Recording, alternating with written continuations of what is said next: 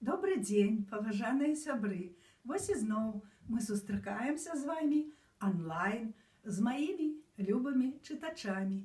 І сёння я хачу пазнаёміць вас са сваёю новаю кніжачкаю, якая выйшла ў выдавецтве «Народная асвета» зусім нядаўна.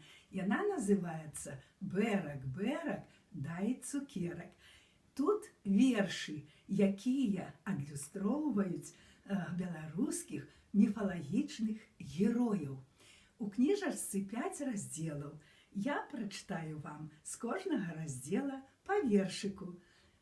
Итак, слухаем. Першы раздзел называецца «На двары». Ён так прыгожа адкрываецца пеўнікам, які будзіць людзей, а я прачытаю пра бэрка. На дзіцячую пляцоўку прыбягаем мы штодня. Ваня, Таня, я, Артёмка. Пачынаецца гульня. Ну, пытаецца Валерка, сёння ў што будзем гуляць? Хорам мы крычым: у бэрка! Раз, два, тры, чатыры, пяць.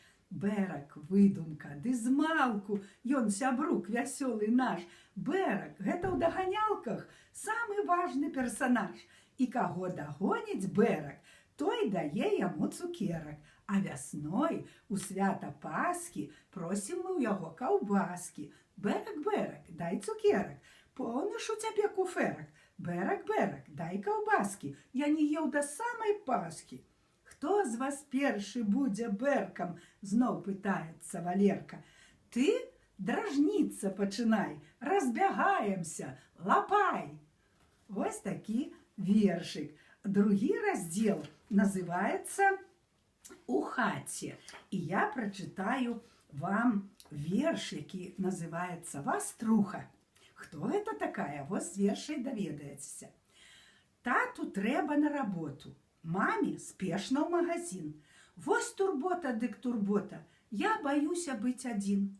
Што як раптам нейкі злыдзень напалохае мяне, або войска цмокаў прыйдзе, з імі я ваюю ў сне. Ты не бойся, а паслухай, што за глупства ў галаве. Стане страшна, кліч ваструху, што за шафаю жыве. Гэта наша вартаўніца, дом вартуе ад чужых. Носік востранькі, як спіца, і яшчэ вастрэйшы слых. З ёю ты паразмаўляеш і забудзеш пра нуду, памалюеш, пачытаеш, ну а там і я прыйду. Вось такі вершы. Зніч. Кажуць, калі чалавек нараджаецца, зорка яго ў гэты дзень загараецца. Але калі чалавек памірае, зорка імгненна з нябёсаў злятае. Падае зорка, ды не прападае, светлаю знічкаю памяць гайдае. Не забываць сваіх продкаў нас кліча, вечным агнём разгараецца, знічам. Зніч не згасае ў народзе ніколі. Ён з намі ўсюды, у долі, нядолі, дома, у лампадцы і ля абеліска. Зніч нас вядзе у свет добра ад калыскі. Вось такі вершы. Яшчэ я вам прачытаю верш з раздзела «У вадзе». У вадзе я прачытаю такі верш, пра што вы, напэўна, не ведаеце. Называецца «Хабёр». Тата з сынам Васільком над ракой сядзелі. Тата з сынам Васільком на ваду глядзелі. Здрыгануўся паплавок, цягне вуду Вася. Думаў, гэта шчупачок, а тут рак папаўся. Ярка ўспыхнула зара, нібы колер макаў. Ты злавіў, сынок, хабра, караля ўсіх ракаў. Вочы, клюшні у хабра цалкам залатыя. Гэта, кажуць, знак добра падаюць святыя. Кажуць, хто яго злавіў, будзе той багаты. Срэбра, золата зграбаць, будзе век лапатай.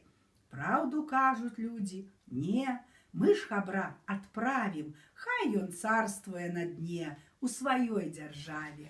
Вось такі выпадак адбыўся у таты і сына.